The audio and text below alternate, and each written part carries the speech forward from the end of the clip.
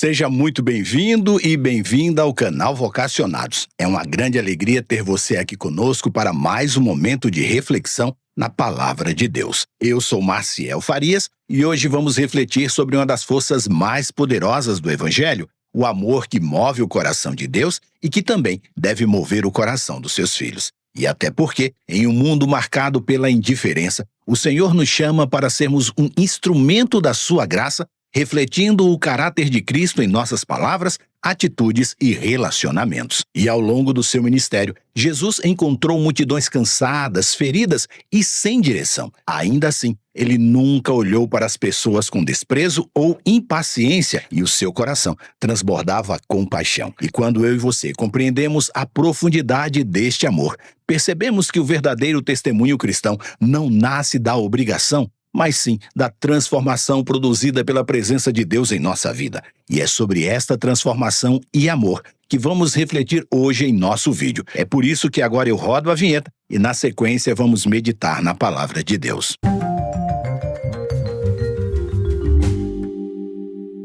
E depois da vinheta, antes de prosseguirmos, eu quero convidar você a se inscrever aqui no canal Vocacionados, ativar as notificações, deixar o seu comentário e compartilhar este conteúdo com amigos e familiares. A sua interação ajuda aqui o canal e faz com que esta mensagem alcance mais pessoas que estão precisando ouvir da esperança do céu, de encorajamento e serem fortalecidos espiritualmente. E enquanto você faz isso, eu já estou aqui pensando no texto bíblico que vai dar início à nossa reflexão de hoje. Por isso eu te pergunto, você já se inscreveu? Habilitou o sininho das notificações, curtiu e compartilhou? Então, ore comigo agora. Pai amado que estás nos céus, muito obrigado, Deus, pela vida, por teu cuidado, proteção e vida eterna. E agora, Deus, em tua presença, estamos trazendo o nosso coração cheio de anseios, muitas vezes com dores, machucado, mas com a certeza de que com o teu toque, tudo será restaurado. Por isso, Pai, toca o coração e restaura em nós a paz, a tranquilidade e nos liberta das aflições. E também, Deus, perdoe os nossos pecados, porque estamos aqui na Tua presença na qualidade de homens e mulheres indignos, mas mediante a graça de Cristo Jesus e a intercessão do Deus Espírito Santo, estamos clamando por uma renovação de coração. Tira o nosso coração de pedra, o coração machucado, e coloca um coração de carne e transformado pelo teu amor, porque é isso que estamos precisando agora, e é por este milagre que estamos orando. Em nome de Jesus. Amém. Siga orando pela transformação do nosso coração, porque quando isso acontecer, nós seremos transformados pela graça e pelo conhecimento do nosso Senhor Jesus Cristo. E agora eu quero compartilhar com você o texto bíblico de hoje, e ele diz assim: Antes, cresçam na graça e no conhecimento do nosso Senhor e Salvador Jesus Cristo. E a Ele seja a glória agora e para sempre.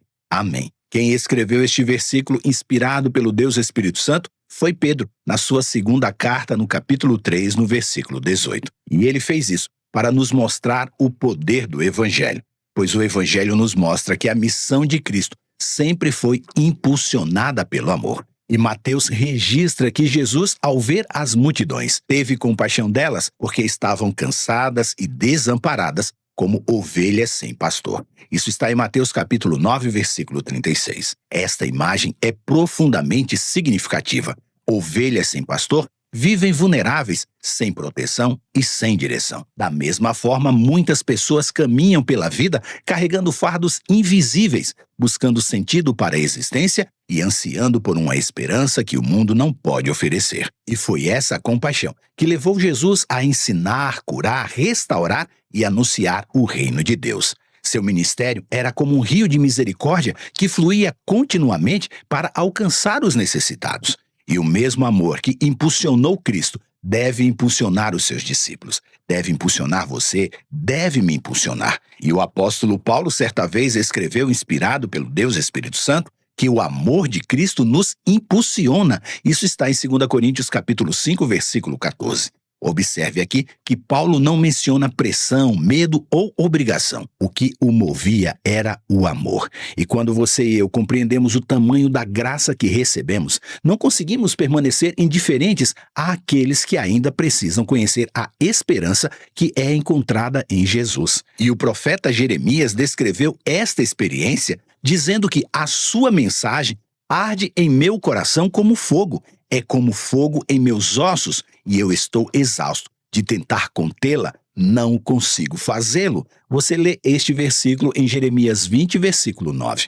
O amor de Deus é uma chama que aquece o coração e ilumina o caminho daqueles que estão ao nosso redor. Contudo, é importante que compreendamos que o amor que testemunha nunca se transforma em imposição. Deus sempre respeitou a liberdade humana. Desde o jardim do Éden, o Senhor ofereceu orientação e advertência, mas nunca anulou a capacidade de escolha que foi concedida ao ser humano.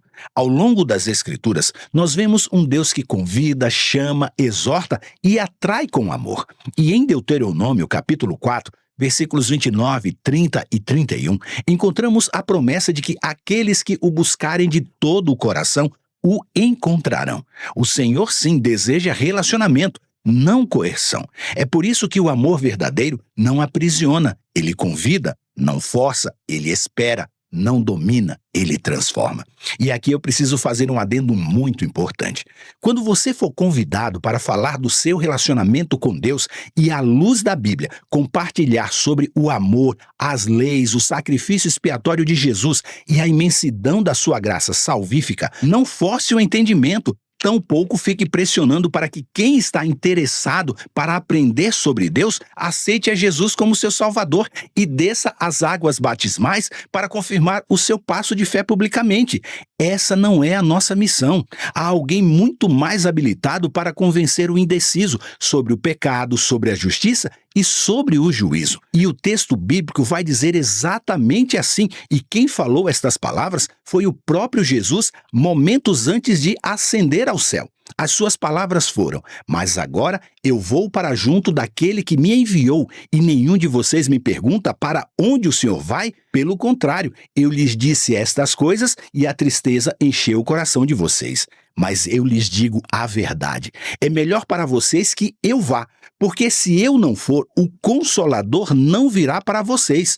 Mas se eu for, continuou Jesus, eu o enviarei a vocês. E quando ele vier, preste bem atenção na continuação das palavras de Jesus. Ele disse: quando ele vier, convencerá o mundo do pecado, da justiça e do juízo. Do pecado, porque eles não creem em mim. Da justiça, porque eu vou para o Pai e vocês não me verão mais. Do juízo, porque o príncipe deste mundo já está julgado. Isso está em João capítulo 16, versículos 5 a 11. Você percebe aqui que muitas vezes, quando insistimos para que alguém aceite a verdade do Evangelho, usurpamos o papel que cabe ao Deus Espírito Santo, apresentamos a verdade do Evangelho para ela e nem damos o tempo para que ela processe toda esta novidade de vida e já estamos ali no pé. Olha, você precisa ser batizado, você precisa ser batizado, você tem que se entregar a Jesus.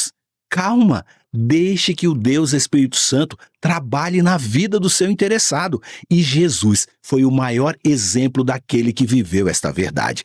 Ele acolhia pecadores, restaurava os quebrantados e ensinava a verdade com firmeza e graça. E em Mateus capítulo 23, versículo 37, encontramos o seu lamento amoroso por aqueles que rejeitavam a sua mensagem.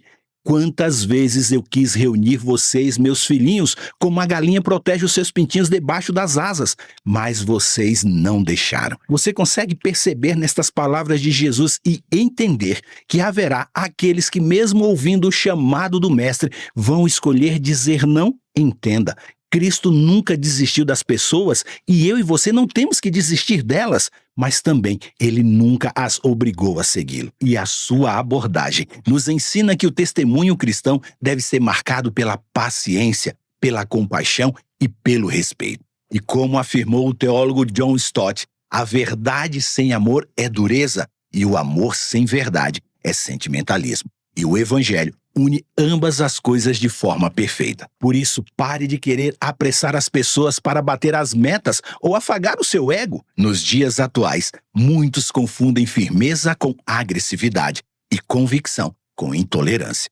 Entretanto, o testemunho que produz frutos duradouros é aquele que revela o caráter de Cristo. Em Apocalipse, capítulo 12, versículo 11, nós lemos que os vencedores triunfarão pelo sangue do Cordeiro e por seu testemunho. É o testemunho pessoal que possui uma força extraordinária, porque ninguém pode negar aquilo que Deus já realizou em sua vida, e é uma vida transformada. E quando eu e você compartilhamos como Cristo nos sustentou em meio à dor, nos perdoou quando estávamos perdidos e nos deu esperança em tempos difíceis, estamos apontando pessoas para a obra poderosa da graça divina, porque ela já atuou em nossa vida. Por isso, crescer espiritualmente é essencial para quem deseja influenciar outros para o reino de Deus. E lembrando mais uma vez as palavras do apóstolo Pedro, antes cresçam na graça e no conhecimento do nosso Senhor e Salvador Jesus Cristo. 2 Pedro 3,18. Crescer na graça significa permitir que Deus molde o nosso caráter diariamente. É aprender a responder com mansidão onde antes havia irritação, demonstrar misericórdia onde antes havia julgamento e refletir amor onde antes existia indiferença. E assim como uma árvore saudável vai produzir frutos naturalmente, uma vida conectada a Cristo produzirá evidências visíveis de transformação. Que esta reflexão de hoje nos leve a examinar o nosso próprio coração. Tem o amor de Cristo impulsionado as suas palavras, as suas decisões e os seus relacionamentos? As pessoas ao seu redor conseguem perceber a presença de Deus através da sua vida? Sabe, o Senhor continua procurando homens e mulheres que sejam canais da sua graça neste mundo. Que você e eu possamos responder a este chamado com humildade e disposição, permitindo que o seu amor, o amor de Deus, transborde em tudo o que fizermos hoje e daqui para frente. E que você e eu tenhamos em mente que o Evangelho avança com poder quando é transmitido por meio do amor. Isso porque você e eu não fomos chamados para vencer discussões ou para fazer imposição da nossa vontade a outra pessoa, mas sim para conduzir pessoas a Cristo. Não somos enviados para forçar consciências, mas para testemunhar da verdade com graça e compaixão. Que o Deus Espírito Santo faça de nós instrumentos vivos da esperança celestial, para que muitos possam encontrar Jesus, aquele que é o pastor que acolhe, restaura e conduz para a vida eterna. Que ele seja louvado sempre em nossa vida. Que Deus nos ajude nesta tarefa e que possamos ser fiéis a Ele hoje. E lembre-se, você é participante da vocação celestial para ir ao mundo, pregando o Evangelho da salvação a toda criatura, orando uns pelos outros e abençoando todas as famílias da terra. Leia sua Bíblia, ore sempre, até amanhã e que Deus nos abençoe.